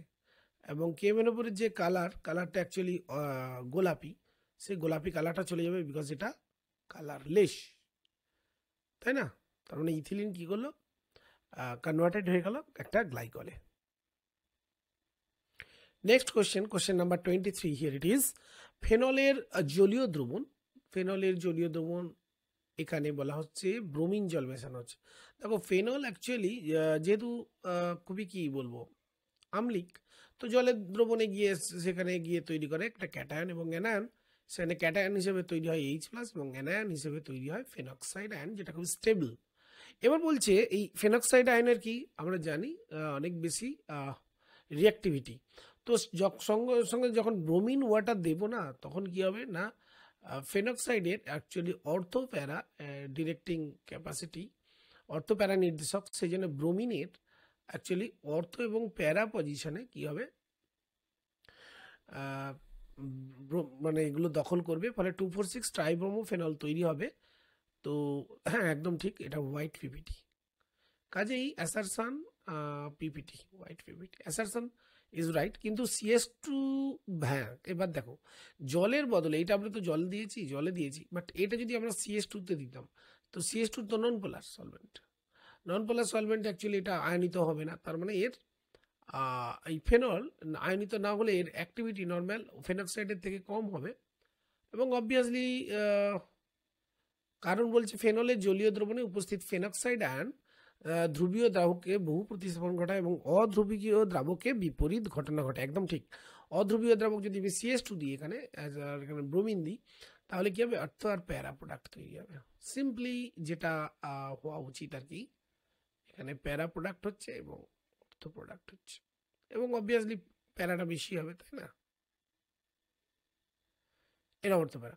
সো আমি বলবো এখানে অ্যাসারশন অ্যান্ড রিজন দুটোই ঠিক, এবং রিজনটা কিন্তু অ্যাসারশনের সঠিক ব্যাখ্যা। So 23 option A. Next question দেখো, ফেনল জিঙ্ক এর উপস্থিতিতে যখন পাতন করা হচ্ছে, ডিস্টিলেশন করা হচ্ছে, তো এটা বেঞ্জিন তৈরি হয়। সিম্পল রিয়াকশন একটা, phenol in presence of zinc, zinc এবং হিট করলে কি হয়, জিঙ্ক এই অক্সিজেনকে নিয়ে নেয়, তার মানে তৈরি হচ্ছে জাস্ট জিঙ্ক অক্সাইড, আর হ্যাঁ এই এইচটা এখানে ইন্ট্রোডিউসড হয়ে গেল, তার মানে এটা হয়ে গেল বেঞ্জিন, এটা হয়ে গেল বেঞ্জিন। তো এটা খুবই সহজ কোশ্চেন। নেক্সট আমরা চলে যাবো question number 25। Question number 25, paramethoxy vinyl benzene, this is your paramethoxy vinyl benzene. এবার প্রশ্নটা দেখো বলেছে এখানে যদি কনসেন্ট্রেটেড এইচ টেস্ট করে দাও, কনসেন্ট্রেটেড এইচ বিআর, গাঢ় এইচ বিআর, তাহলে এই যে ও লোন পেয়ার কি করবে, এইচ বিআর এর এইচ প্লাসকে অ্যাটাচ করবে, যে যৌগটা বলছে এক্সটা আইডেন্টিফাই, তাহলে ফার্স্ট অফ অল এইখানে কি তৈরি হবে দেখো, ও এইচটা এখানে অ্যাড হয়ে গেল, আর ও এর সঙ্গে যেমন CH3 ছিল, তাহলে ও এর মাথায় একটা প্লাস চার্জ হবে যেহেতু ইলেকট্রন ডোনেট করছে। এবার যেমন ভিনাইল আছে CH ডবল বন্ড CH2 রইল। এবার এর পরের স্টেপ কি হবে দেখো, ক্লিভেজটা অ্যাকচুয়ালি কি হবে, ও ফিনাইল গ্রুপে ক্লিভেজ হয় না আমরা জানি, তাহলে নর্মালি এবার এখানে কি হবে দেখো, এইখানে আমরা এই বন্ডটা অ্যাকচুয়ালি এইভাবে দেখাবো যে দেখো বন্ডটা ভাঙছে এবং ওয়ের চার্জটাকে নিবৃত্ত করছে, সঙ্গে সঙ্গে বিআর মাইনাস, এই যে বিআর মাইনাস ছিল সে কিন্তু ব্যাক সাইড অ্যাটাক করছে মিথাইল গ্রুপে, তাই না? তাহলে মোটের উপর তৈরি হলো কি দেখো, মোটের উপর তৈরি হলো এরকম একটা ভিনাইল, হ্যাঁ ভিনাইল বেঞ্জিন, তার প্যারা পজিশনে অ্যাকচুয়ালি চলে এলো OH, আর CH3 পিছন দিক থেকে অ্যাকচুয়ালি ঢুকে গেল বিআর, তাহলে CH3 বিআর। এবার এই যৌগে যেহেতু ভিনাইল গ্রুপ আছে, vinyl group very effective in presence of HBr, তো সিম্পল আমরা জানি মার্কোনিভ অ্যাডিশন হবে এবং বিআর যে নেগেটিভ পার্ট সেটা ঢুকবে কম প্রতিস্থাপিত কার্বনে, অর্থাৎ সরি মানে যে কার্বনে হাইড্রোজেনের সংখ্যা কম সেখানে, অর্থাৎ CH এখানে একটা এইচ আছে তাহলে সেখানে ঢুকবে, তাহলে অবভিয়াসলি প্রোডাক্টটা যেটা তৈরি হচ্ছে দেখো OH, আর এখানে CH, এখানে একটা বিআরটা ইন্ট্রোডিউসড হলো এবং CH2 কনভার্টেড হয়ে গেল CH3 তে। So option A is the right choice here. Okay, next question 26 here বলেছে দেখো 1 2 3 4 চারটে কম্পাউন্ড দেওয়া আছে, এদের বলেছে উইলিয়াম সংশ্লেষণের প্রতি সক্রিয়তা হ্রাসের ক্রম। তো দেখো প্রথম আমরা যেটা দেখছি সেটা হচ্ছে দেখো এই যে CH2 double bond CH2 plus, actually এই CH2 এই যে কার্বন এটা হচ্ছে আমার 1 ডিগ্রি কার্বন, এর Cl এর সঙ্গে বন্ডেড, এটা কম্পাউন্ড 1। কম্পাউন্ড 2 তে দেখো CH3 CH2 বিআর, তাহলে অবভিয়াসলি এটা হচ্ছে আমার অ্যাটাকিং কার্বন। উইলিয়াম সংশ্লেষণে কোনো নিউক্লিওফাইল অ্যাকচুয়ালি এই কার্বনগুলোতেই অ্যাকচুয়ালি অ্যাটাক করবে, তাই না? নিউক্লিওফাইল কোথায় অ্যাটাক করবে, এই জায়গাগুলোতে, কোনো একটা অ্যালকক সাইড এসে, এবং এটা দেখছি 1 ডিগ্রি, এবং যেহেতু living group good living group মানে বিআর আছে, so 2 is the most reactive, so 2 is most reactive. আবার দেখো Me3CBr, এতে কিন্তু গুড লিভিং গ্রুপ আছে কিন্তু কার্বনটা দেখো 3 ডিগ্রি, তোমরা দেখো কার্বন 3 ডিগ্রি কেন না, কার্বনের সঙ্গে দেখো 3টে মিথাইল গ্রুপ মানে 3টে কার্বন যুক্ত আছে, তাহলে কি হবে, এটা সবচেয়ে স্টেরিক হিন্ড্রেন্স বেশি করে, মানে ইনকামিং নিউক্লিওফাইল এখানে স্টেরিক বাধা অনুভব করবে বা স্টেরিক বাধা দেবে, এবং এর জন্য এইটা লিস্ট রিয়াক্টিভ হবে, এবং আমি বলবো so 4 is the least reactive. So এখানে 4 লিস্ট রিয়াক্টিভ এবং 2 মোস্ট রিয়াক্টিভ, সো বি এখানে বি এর সঙ্গে ম্যাচ করছে, তাই না? বি এর সঙ্গে মানে 2, আর সবচেয়ে লিস্ট রিয়াক্টিভ হচ্ছে 4, 2 না 2 3 3 3 নট 4, এটা 4 নয় এটা 3, সরি 2 3, সো 2 3 কোথায় আছে, 2 মোস্ট রিয়াক্টিভ A। এবার দেখি লাস্ট অপশনটা আছে আমাদের দেখো CH3 CH2 Cl, এইটা দেখো Cl তো গুড লিভিং গ্রুপ নয়, তো এটা যদিও 1 ডিগ্রি কিন্তু গুড লিভিং না হওয়ার জন্য এটা কম্পাউন্ড 4, তাহলে 2 নম্বর কম্পাউন্ডের থেকে এটা কিন্তু কম রিয়াক্টিভ হবে, 2 নম্বরের থেকে কম রিয়াক্টিভ। এবার প্রশ্ন হলো 4 নম্বর আর 1 নম্বরের মধ্যে রিয়াক্টিভিটির প্রসঙ্গ। দেখো এ কি করে, এ অ্যাকচুয়ালি Cl মাইনাস রিলিজ করে যে কার্বোক্যাটায়নটা দেয় সেটা হচ্ছে CH2 ডবল বন্ড CH এবং CH2 প্লাস, এলাইলিক ক্যাটায়ন, এবং এটা রেজোনেন্সের মাধ্যমে স্টেবিলিটি পায়। সো যেহেতু এটা স্টেবিলিটি পাচ্ছে, তাই আমরা বলবো 1-এর রিঅ্যাক্টিভিটি বেশি হবে somehow compare to 1। So total এখানে যেটা মানে অর্ডারটা হচ্ছে, একটু ছোট করে দিই, হ্যাঁ ছোট করে দিই, বুঝতে সুবিধা হবে। তো টোটাল এখানে যেটা অর্ডারটা হচ্ছে, তাহলে দেখো সবচেয়ে মোস্ট রিঅ্যাক্টিভ হচ্ছে 2, এবং সামহাউ 4-এর থেকে কিন্তু 1 বেশি রিঅ্যাক্টিভ হলো due to allylic cation stability. তারপরে হবে তোমার 4, তারপর সবচেয়ে কম রিঅ্যাক্টিভ হবে 3, ওই যেটা তোমার Me3CBr। So this is the মানে এক্সপ্লেনেশনটা আমি এখানে দেখো লিখে দিয়েছি, তোমরা যদি প্রয়োজন পড়ো মনে হয় তোমরা কিন্তু এখান থেকে লিখে নিতে পারবে।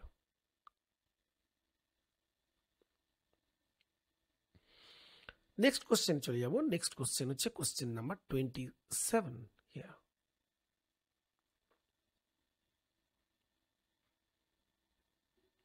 কোশ্চেন 27-এ কি বলছে একটু দেখে নিই। এটা একটা কলাম ম্যাচিং, 27 1 and 2 এর মধ্যে কলাম ম্যাচিং করব। তো নেক্সট দেখো কোয়েশ্চেন নাম্বার 27-এ ম্যাচিং করব আমরা। তো দেখো প্রথমে আমরা যেটা বলবো ডি গ্লুকোজ। ডি গ্লুকোজ এককের সমবায়ে গঠিত পলিস্যাকারাইড যা অবিজারক। তো এটা তো সেলুলোজ, CELLULOSE, সেলুলোজের এটা হচ্ছে মানে কমন স্ট্রাকচার C6H10O5 হলেন। সো সেলুলোজকে আমরা যদি তার মনোমারে কনভার্ট করি, সেটা ডি গ্লুকোজ তৈরি করে, তাহলেই বলতে পারি ডি গ্লুকোজ এককের সমবায়ে গঠিত পলিস্যাকারাইড হচ্ছে cellulose. So 1 matches with B. Now 2 D ribulose. দেখো এটা একটা কিটো পেন্টোজ, তাই না? 1 2 3 4 5 keto pentose. So 2 matches with C. তারপর দেখো এল গ্লিসারালডিহাইড, এই যে এল ওইচটা বাঁদিকে আছে, এটা glyceraldehyde. So 3 matches with a, and 4 একটা অবিজারক ডাইস্যাকারাইড আমরা জানি sucrose. So 4 matches with D. তাহলে শো হবে BCAD। এখানে কি অপশান আছে আমরা দেখব। BCAD কি আছে? BCAD এখানে নেই। নেক্সট অপশান সিতে দেখি। অপশান সিতে দেখছি যে CA আছে, BCAD 1 2 3 4 ম্যাচিং হয়ে গেছে। এবং ডিটেলস এক্সপ্লেনেশনটাও দেখো দেখিয়ে দিয়েছি, তোমরা ভিডিও পজ করো এবং এটা একবার ভালো করে দেখে নাও। নেক্সট আমরা পরের কোশ্চেনে, কোশ্চেন নাম্বার 28-এ যাব। নেক্সট কোশ্চেন, প্রাণীজ স্টার্চের অপর নাম কি? দেখো যেগুলো অ্যানিম্যাল স্টার্চ, সেখানে আমরা জানি গ্লুকোজ অ্যাকচুয়ালি গ্লাইকোজেন রূপে সঞ্চিত থাকে। তো সেটা অবভিয়াসলি হবে গ্লাইকোজেন। এই গ্লাইকোজেন আমাদের শরীরের লিভার এবং যে মাসেলস টিস্যু আছে সেখানে স্টোর হয়। এর গঠন অনেকটা অ্যামাইলোপেকটিনের মতো, আমরা দেখিয়ে দিচ্ছি এখানে। আর উদ্ভিদের স্টার্চের সাথে এর একটা গঠনগত সাদৃশ্য আছে, সেই জন্যই এটাকে বলা হচ্ছে animal starch. Question number 29 here আমরা দেখতে পাচ্ছি পরের কোশ্চেন, এখানে বলেছে অপশান এ CONH বন্ধনটি পেপটাইড বন্ধন। অবভিয়াসলি তাই, আমাদের ভুল তথ্য নির্বাচন করতে হবে, কারণ প্রত্যেকটা আমরা জানি প্রোটিনে CONH গ্রুপ থাকে এবং পেপটাইড দিয়ে তৈরি হয় প্রোটিন। তাহলে খুব কমন একটা আন্ডারস্ট্যান্ডিং হচ্ছে এই পেপটাইড লিঙ্কেজ, যেখানে CONH গ্রুপ থাকে। নেক্সট বি, প্রোটিনের থেকে প্রাপ্ত 10টি অ্যামাইনো অ্যাসিডের আমাদের শরীরে সংশ্লেষিত হয় না, যেগুলোকে আমরা বলি এসেনশিয়াল অ্যামাইনো অ্যাসিড। অবভিয়াসলি এটাও একটা সঠিক স্টেটমেন্ট। নেক্সট, মল্টোজের আর্দ্র বিশ্লেষণকারী এনজাইম মল্টেজ, এটা বায়োলজিক্যাল কোশ্চেন এবং একদম ঠিক। নেক্সট, ডিন্যাচারেশনে প্রোটিনের সেকেন্ডারি এবং টার্সিয়ারি গঠনের পরিবর্তন ঘটে না, একদম তাই। শুধুমাত্র প্রাইমারি যে স্ট্রাকচার, যেটা তোমাদের ক্লাস 12-এ শুধুমাত্র এলিমেন্টারি কনসেপ্টটা দেওয়া আছে, তো সেইটাই শুধু জাস্ট চেঞ্জ হয়। এবং এর যে কোয়াটারনারি গঠন, যেখানে হেলিক্স বা ভাঁজ ইত্যাদি, সেগুলো নষ্ট হয়ে যায়। এই গঠন নষ্ট হওয়ার ফলেই প্রোটিন তার জৈবিক সক্রিয়তা হারায়। তাহলে প্রোটিনের ডিনেচারেশন বা এই যে প্রক্রিয়া, এটা অ্যাকচুয়ালি প্রোটিনের প্রাইমারি গঠন, এটা অপরিবর্তিত থাকে, কিন্তু সেকেন্ডারি টার্সিয়ারি বা কোয়াটারনারি যে স্ট্রাকচার, সেই স্ট্রাকচারগুলো নষ্ট হয়। তো এখানে অপশানে বলেছে ডিন্যাচারেশনে প্রোটিনের সেকেন্ডারি টার্সিয়ারি গঠনের পরিবর্তন ঘটে না। এটা একদম ভুল, কারণ এখানে পরিবর্তন ঘটে এবং প্রাইমারি স্ট্রাকচারটা মানে আমার অপরিবর্তিত থাকে। কাজেই 29-এর অপশান হবে ডি। নেক্সট কোয়েশ্চেন, ডিএনএ এবং আরএনএ সম্পর্কিত যে তথ্যটি আমাদের সঠিক, কারেক্ট স্টেটমেন্টটা। তো দেখো, প্রথমে বলছে ডিএনএ প্রধানত ক্রোমোজোমে অবস্থান করে এবং আরএনএ সাইটোপ্লাজমে থাকে। একদম, এটা ধরো একটা সেল, এই সেলের মধ্যে যে নিউক্লিয়াস থাকে, সেই নিউক্লিয়াসের মধ্যে অ্যাকচুয়ালি আমরা ডিএনএটাকে ফাইন্ড করি। আরএনএ কিন্তু এখানে তৈরি হয় কিন্তু এ সাইটোপ্লাজমে চলে আসে। ঠিক আছে, সাইটোপ্লাজমে এসে এখানে প্রোটিন সংশ্লেষণে সাহায্য করে। কাজে option A is the right statement. Next দেখো, বলছে আরএনএ, অপশান বিতে বলেছে আরএনএ তে ফসফেট গ্রুপ নেই। একদম ভুল, আরএনএতেও ফসফেট গ্রুপ আছে ডিএনএর মতোই। নেক্সট অপশানে আমরা যাব। নেক্সট অপশান, ডিএনএ এর নাইট্রোজেন বেসগুলির মধ্যে ইউরাসিল থাকে। নো, ডিএনএতে যেগুলো থাকে সেটা হচ্ছে অ্যাডেনিন, গুয়ানিন, থাইমিন আর সাইটোসিন। কাজেই এজিটিসি, কাজেই এই যেটা বলেছি ইউরাসিল থাকে, এটা ভুল। ইউরাসিল ডিএনএর মধ্যে থাকে না, আরএনএর মধ্যে থাকে। ডিএনএ আরএনএ উভয়ই একতন্ত্রী, এটা ভুল। ডিএনএ দ্বিতন্ত্রী আর আরএনএ হচ্ছে একতন্ত্রী। ঠিক আছে, কাজে এগুলো ভুল। সো সঠিক অপশান হচ্ছে ই। নেক্সট কোয়েশ্চেন 31, এখানে বলেছে স্টেটমেন্ট 1-এ জীবদেহে কোষের মধ্যে যে বিভিন্ন প্রকার কোষের মধ্যে যে বিভিন্ন প্রকারের আরএনএ অণুর সহায়তায় প্রোটিন সংশ্লেষ সম্পন্ন হয়। অর্থাৎ জীবদেহ কোষের মধ্যে উপস্থিত বিভিন্ন প্রকারের আরএনএ অণু এর সহায়তাতেই প্রোটিন সংশ্লেষণ হয়। একদম ঠিক, কারণ দেখো জীবদেহের মধ্যে যে আরএনএ 3টে ভাগ আছে না, এমআরএনএ, আরটিআরএনএ এবং আরআরএনএ, এই 3 প্রকার আরএনএ প্রোটিন সংশ্লেষণে অ্যাকচুয়ালি, অর্থাৎ যেটাকে আমরা বলি ট্রান্সলেশন, এই প্রোটিন সংশ্লেষণে অংশ নেয়। বিবৃতি 2 বলছি, দেখো একটি নির্দিষ্ট, এটা একদম সঠিক বিবৃতি 1টা। বিবৃতি 2, একটি নির্দিষ্ট প্রোটিনের সংশ্লেষণে দুটো ধাপ আছে। একটা হচ্ছে দেখো ট্রান্সক্রিপশন, এটা ঠিকই আছে, ট্রান্সক্রিপশন কি না, যেখান থেকে ডিএনএ থেকে আমার এমআরএনএ এগুলো তৈরি হয়, এটা ট্রান্সক্রিপশন। আর একটা হয় ট্রান্সলেশন, সেকেন্ড স্টেপটা ট্রান্সলেশন, যেখানে কি এমআরএনএ থেকে প্রোটিন তৈরি হয়। Protein, PROTEIN, protein. তো এটা ট্রান্সলেশন, এটা রেপ্লিকেশন নয়। রেপ্লিকেশন প্রসেসটা কি? রেপ্লিকেশন প্রসেস হচ্ছে ডিএনএ থেকে আর একটা ডিএনএ তৈরি, একাধিক ডিএনএ তৈরি করছি, সেটা হচ্ছে রেপ্লিকেশন। ঠিক আছে, কাজেই এই স্টেটমেন্টটা ভুল, বিবৃতি 2 is wrong. So answer is B, answer choice is B. Next, স্তম্ভ 1 এবং স্তম্ভ 2 এর একটা ম্যাচিং। এখানে ethylene matches with PE 1, so matches with B. 2, vinyl chloride matches with A, সো BA হয়ে গেল।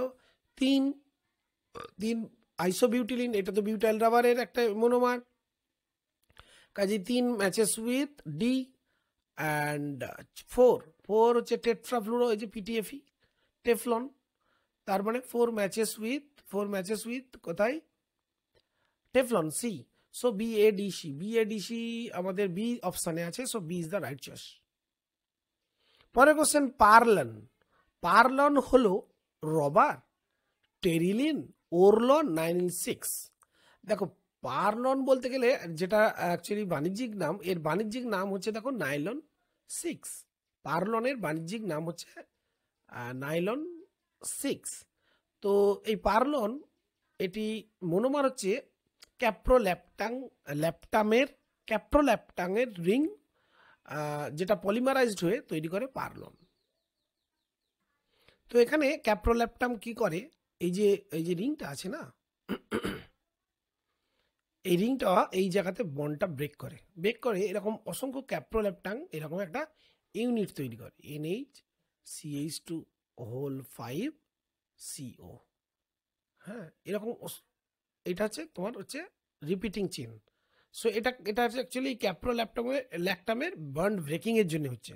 সো এখানে আমার আনসারটা হবে nylon 6, this is nylon 6। Option হচ্ছে D, question number 35, phenol formaldehyde raisin.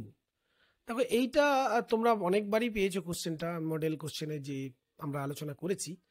সেটা অবভিয়াসলি বেকেলাইট। বেকেলাইট যেটা এই যে তোমাদের বাড়িতে দেখবে প্রেসার কুকারে হাতল টাতলে ইউজ করা হয়। তো এটা অ্যাকচুয়ালি বাণিজ্যিকভাবে একটা তৈরি করা কৃত্রিম পলিমার, যেটা ফেনল আর ফর্মালডিহাইডের সঙ্গে কোপলিমার তৈরি করা হয়। ফর্মালডিহাইড।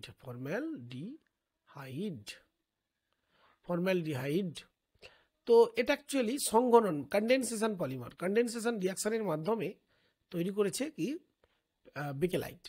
এটা একটা থার্মোসেটিং পলিমার।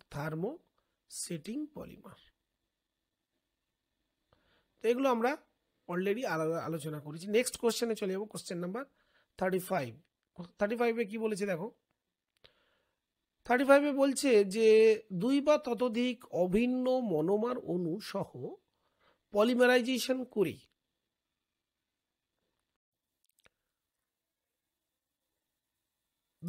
সহপলিমারাইজেশনের একটি বৈশিষ্ট্য চেয়েছে। আগে এটা বুঝে নাও, সহপলিমারাইজেশনের একটা বৈশিষ্ট্য। তো বলছে অপশানে এ 2 বা ততোধিক অভিন্ন মনোমার, না অভিন্ন হলে তো হোমোমার হয়ে যাবে, তাই না, সেটা কোপলিমার হবে না। নেক্সট বি, সহপলিমারাইজেশন জুতো পলিমারাইজেশনের মাধ্যমে সংগঠিত হয় না, এটাও ভুল। দেখো, সহপলিমারাইজেশন বা কোপলিমারাইজেশন হলো এমন একটা প্রক্রিয়া যেখানে 2 বা ততোধিক বিভিন্ন ধরনের মনোমার একসাথে পলিমারাইজেশন করে, এবং এর ফলে যে কোপলিমারটা তৈরি হয় তার ধর্ম এবং গঠন প্রতিটি মনোমারের যে যে নিজস্ব পলিমার তার থেকে সম্পূর্ণ ভিন্ন হবে। কাজে বি অপশান রং। যে যে বলছে সহপলিমারাইজেশন জুতো পলিমারাইজেশনের মাধ্যমে সংগঠিত হয়, এটা নাও হতে পারে, সংঘননও হতে পারে। শুধু যে জুতোর মাধ্যমে হবে এটা না, সংঘনন পলিমারও তো হতে পারে, তাই না, কোপলিমারটা। নেক্সট, কোপলিমারাইজেশনে উৎপন্ন সহপলিমারের রাসায়নিক সংযুতি আণবিক বিন্যাস একদম আমাদের যে এ মনে করো একটা মনোমার, বি মনে করো একটা মনোমার তৈরি হচ্ছে, আমার মনে করো কোপলিমার এবি, তাই তো। এই এবি কোপলিমারের যে কেমিক্যাল স্ট্রাকচার বা তাদের কেমিক্যাল যে রিঅ্যাক্টিভিটি, সেটা এ এবং বি এর থেকে সম্পূর্ণ আলাদা হবে। কাজে C is the right. Next D, condensation polymerization পদ্ধতিতেই এটাও না, জুতোতেও তৈরি হতে পারে, জুতো প্রক্রিয়াতে, মানে জুতো পলিমারাইজেশনে, আর সংঘনন পলিমারাইজেশনেও তৈরি হতে পারে। কাজে এই অপশানটা অবভিয়াসলি ভুল। সবাইকে অসংখ্য ধন্যবাদ জানিয়ে আজকের লিসন এখানে শেষ করব। প্লিজ তোমরা একটু বন্ধুদের শেয়ার করো, আর তোমাদের যে ফেসবুক পেজ আছে সেই ফেসবুক পেজে এই লিঙ্কগুলো একটু সেন্ড করে দাও যাতে সবাই উপকৃত হয়। তো সেমিস্টার 4-এ অবশ্যই তোমাদের সাথে থাকছি। আশা করব সেমিস্টার 3 তোমাদের পরীক্ষা ভালো হবে। এই আলোচনাগুলো তোমাদের অনেকটা সমৃদ্ধ করবে। সবাইকে বলবো প্লিজ একটু শেয়ার অ্যান্ড সাবস্ক্রাইব করো আমার channel. Thank you again, thank you very much.